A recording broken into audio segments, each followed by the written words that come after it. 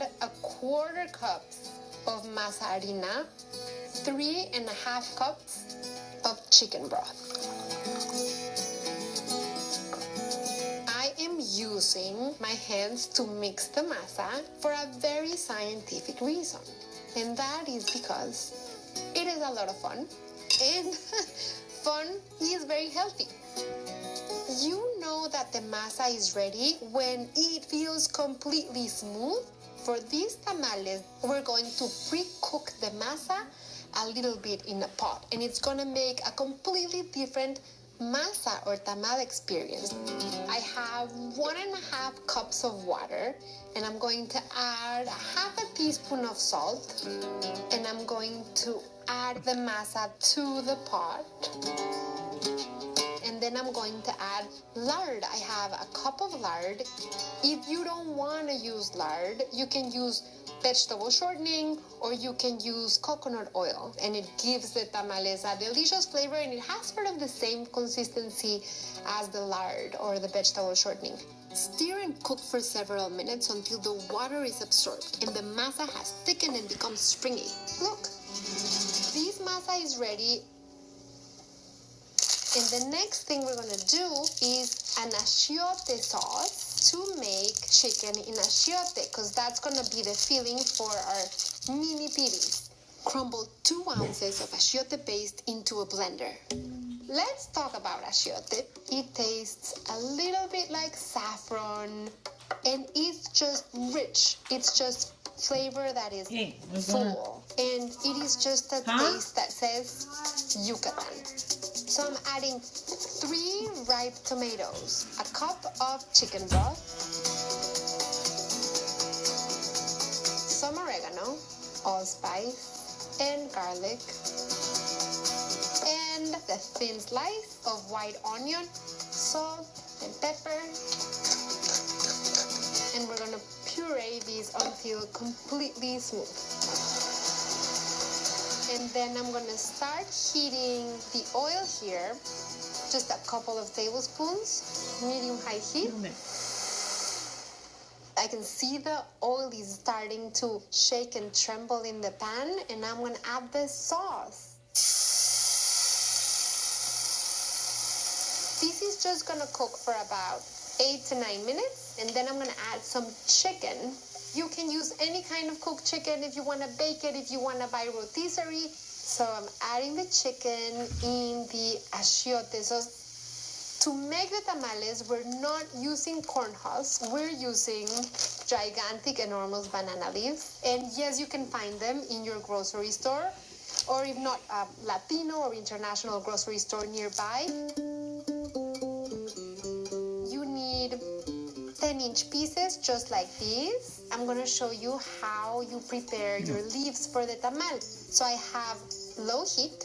You just very, very slowly and gently just pass the leaf through the open flame on both sides. And you can see how the banana leaves transforms in colors. It's going to be much more resilient, and it's not going to break when you fold and wrap the tamal. It smells like a wild jungle.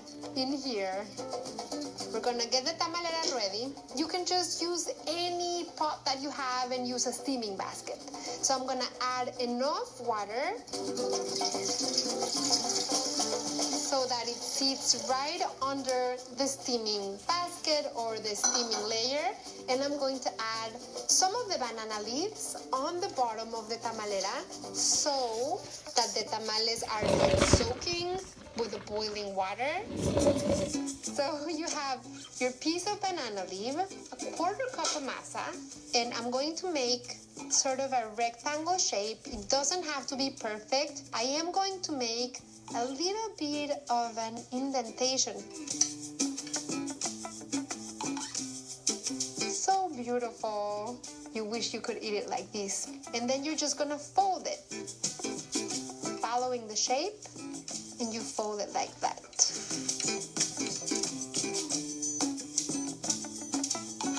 And now you want to put them in the tamalera. You want to stack them when it starts to steam, and you want to stack them staggered. So I'm very proud because I'm using staggered, which is a word that I just learned to use in English because I knew the word in Spanish. I was flying back home and I was making notes of what I want to tell you for when I made these tamales. And I asked the neighbor on the plane, and I said, I'm trying to say that I'm going to cook some tamales and I don't want to cook them like that. I want to cook them like that. Do you have a word for that? And he just looked at me and he says, oh, staggered. You mean staggered. So really kind and patient man from seat 12E.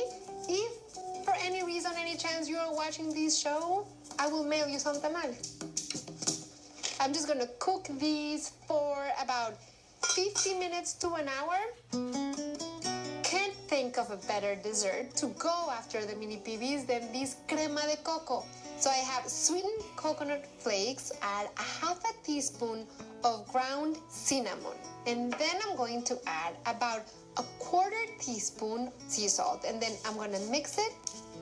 I'm putting it in the oven, which is at 325 for 5 minutes. To make the crema de coco, start by mixing a cup of cold milk with a half a cup of cornstarch. Into the saucepan, a can of sweetened condensed milk, and I'm going to add 2 cans coconut milk. Now add the cornstarch and cold milk mixture. Low to medium heat, and then we're just gonna stop when this mixture coats the back of the spoon. This is exactly how you want your coconut, so that you have some coconut pieces that are still a little bit moist and chewy. The crema de coco is ready. We're just going to spoon the crema de coco in these ramekins. You're gonna add the toasted coconut flakes. Set these aside and let them cool a little bit because I think my mini pibis are ready.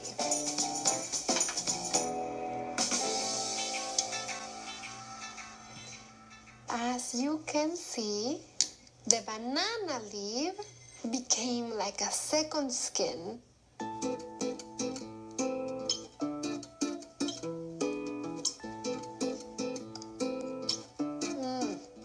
So good!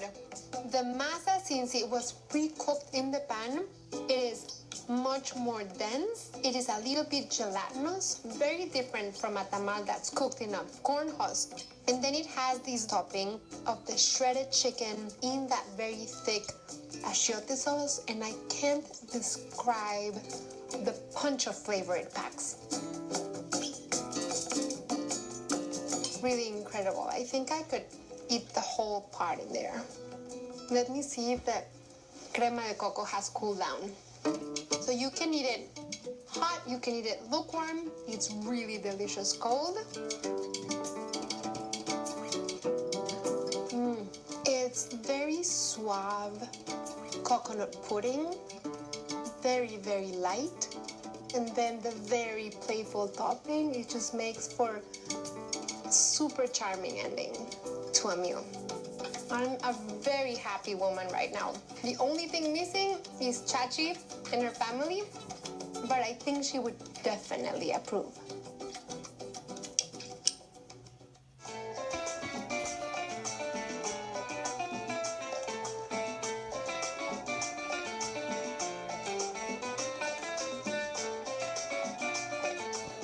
For recipes and information from this episode and more, visit pattyhinich.com and find me on Facebook, Twitter, Instagram, and Pinterest at Patty Hinich.